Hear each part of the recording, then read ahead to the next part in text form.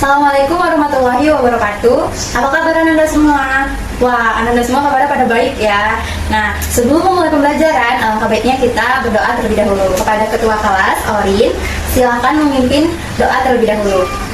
Baik, terima kasih Orin. Aku akan mengecek kehadiran Ananda terlebih dahulu. Silakan Ananda sekalian untuk mengecek samping kanan kiri apakah ada teman yang tidak hadir. Wah, hadir semua ya. Bagus, berarti kelas ini mantap.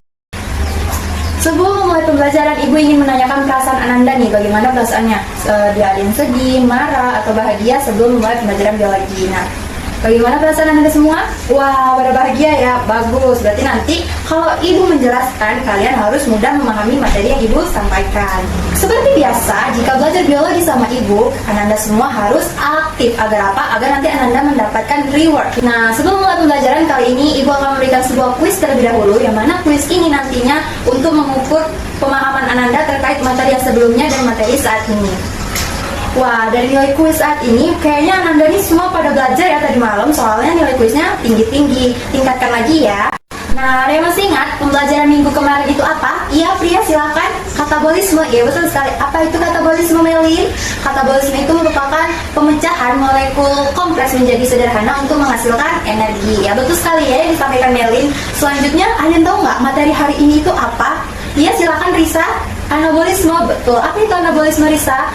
Anabolisme itu merupakan pembentukan molekul yang sederhana menjadi kompleks dengan bantuan energi. Ya, betul sekali ya yang disampaikan oleh Melin dan juga Risa. Katabolisme dan anabolisme ini keduanya saling berkaitan. Yang mana keduanya ini dia bekerja sama. Nantinya hasil dari proses katabolisme itu membantu untuk proses anabolisme. Yang contohnya itu dapat kita ketahui yaitu salah satunya apa? Iya, betul sekali, fotosintesis. Nah, Anda yang tahu nggak apa sih kaitan dari video yang Ibu tampilkan? Kalau katabolisme dia batu bata yang sudah pecah, kemudian anabolisme batu bata yang disusun kembali. Iya, Orin, silakan. Kalau katabolisme itu digambarkan batu bata yang pecah karena kan dia molekul yang kompleks menjadi lebih sederhana, Bu, untuk menghasilkan energi. Sedangkan anabolisme ini kan dia untuk membentuk molekul kompleks dari yang sederhana menuju ke kompleks dengan bantuan energi, sehingga itu dapat digambarkan menjadi batu bata yang disusun kembali dan juga batu bata yang retak. Ada yang tahu nggak sih kenapa tumbuhan itu dapat tumbuh subur padahal tumbuhan itu tidak makan? Nah, silakan Ripa. Oke, apa jawabannya? Jadi tumbuhan itu dapat tumbuh subur, dia itu karena dapat membuat makanannya sendiri, atau kata lainnya fotosintesis. Nah, hal ini yang membuat tumbuhan itu dapat tumbuh subur tanpa makan karena dia membuat makanannya sendiri. Bagus ya, apa yang disampaikan oleh Ripa itu sudah benar. Jadi tumbuhan itu melakukan fotosintesis untuk tumbuh dan tetap tumbuh subur. Nah, beri aplaus dulu untuk Ripa. Selanjutnya, kenapa sih hutan itu disebut paru-paru dunia? Ada yang bisa menjawab? Silakan angkat tangannya. Iya, silakan Zahya. Hutan itu disebut paru-paru dunia karena hutan itu menyerap karbon dioksida dan dia nanti menghasilkan oksigen. Nah, hal ini yang membuat hutan itu menjadi paru-paru dunia. Baik, adapun tujuan pembelajaran kita hari ini ada dua. Ya, silakan siapa yang ingin membaca hikmah, ya silakan. Yang pertama, peserta didik dapat membuktikan bahwasannya oksigen itu merupakan hasil dari fotosintesis. Yang kedua, peserta didik mengetahui faktor-faktor apa saja yang mempengaruhi fotosintesis. Nah, dari gambar yang Ibu tampilkan ini ada beberapa gambar ya, Anda semua, ada 4 gambar.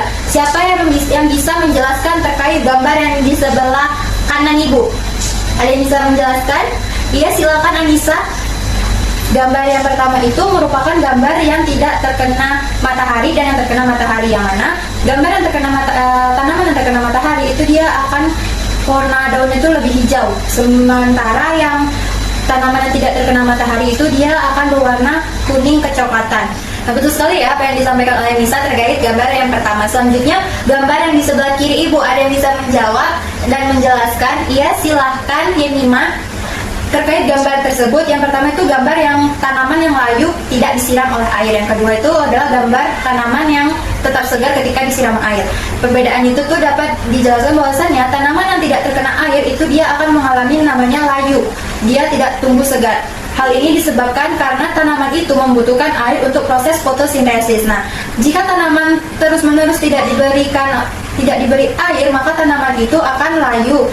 Nah, apa yang disampaikan oleh Anissa dan juga Yemima tadi terkait gambar yang Ibu tampilkan ini sudah benar. Selanjutnya kita mengamati foto berikutnya, yaitu ketika orang duduk di bawah pohon. Kenapa udaranya itu terasa lebih sejuk dan juga lebih dingin? Ada yang bisa menjelaskan? Silakan angkat tangannya. Iya, silakan pria. Kenapa? Karena ketika kita duduk di bawah pohon itu udara menjadi dingin itu, yang pertama itu kan tadi pohon mengalami fotosintesis. Nah, fotosintesis ini dia tuh menyerap karbon dioksida dan menghasilkan oksigen. Hal ini menyebabkan ketika kita duduk di bawah pohon itu udaranya menjadi lebih sejuk dan juga lebih dingin. Ibu ingin menambahkan bahwasannya ketika udara pohon di bawah pohon itu lebih sejuk. Kenapa? Karena itu ada proses namanya transpirasi yang dilakukan oleh daun. Itu merupakan proses penguapan uap air. Nah, hal ini menyebabkan ketika kita duduk di bawah pohon itu tadi udaranya menjadi lebih dingin atau sejuk. Selanjutnya kita memasuki materi. Nah, ada yang bisa menjelaskan terkait gambar yang Ibu tampilkan? Iya, silakan Ripa. Nah, dari gambar itu terlihat bahwa molekul kecil itu membentuk molekul yang lebih kompleks atau lebih besar. Itu dengan bantuan cahaya matahari. Fotosintesis. Nah, fotosintesis ini merupakan bagian dari anabolisme. Apa sih itu fotosintesis? Silakan Anda bisa menjawab. Silakan angkat tangannya. Iya, silakan kepada Hikmah. Apa itu fotosintesis, Hikmah? Fotosintesis itu merupakan proses pembuatan makanan yang dilakukan oleh tumbuhan melalui energi matahari untuk menghasilkan glukosa. Ya, betul sekali ya. Anda semua beri aplaus dulu untuk Hikmah. Selanjutnya, apa sih faktor-faktor yang mempengaruhi fotosintesis? Ada yang bisa menjawab? Iya, silakan Fitri. Apa-apa saja faktornya? Yang pertama ada suhu, cahaya, karbon dioksida, udara, serta klorofil. Nah, selanjutnya itu ada proses fotosintesis. Nah, proses fotosintesis ini terjadi dua tahap. Yang pertama itu ada reaksi terang dan juga reaksi gelap. Nah, selanjutnya percobaan fotosintesis. Nah, percobaan fotosintesis ini terjadi melalui dua percobaan. Yang pertama percobaan apa, Risa? Percobaan Salk. Nah, percobaan Salk ini apa, Melin? Percobaan Salk ini merupakan percobaan yang membuktikan bahwasannya fotosintesis ini menghasilkan amilum. Kemudian yang kedua percobaan Ingenhousz. Ya, apa percobaan Ingenhousz itu, Yemima? Percobaan Ingenhousz itu merupakan percobaan yang membuktikan bahwasannya fotosintesis itu menghasilkan oksigen. Nah, untuk membuktikan percobaan Ingenhousz tadi kita akan melakukan praktikum.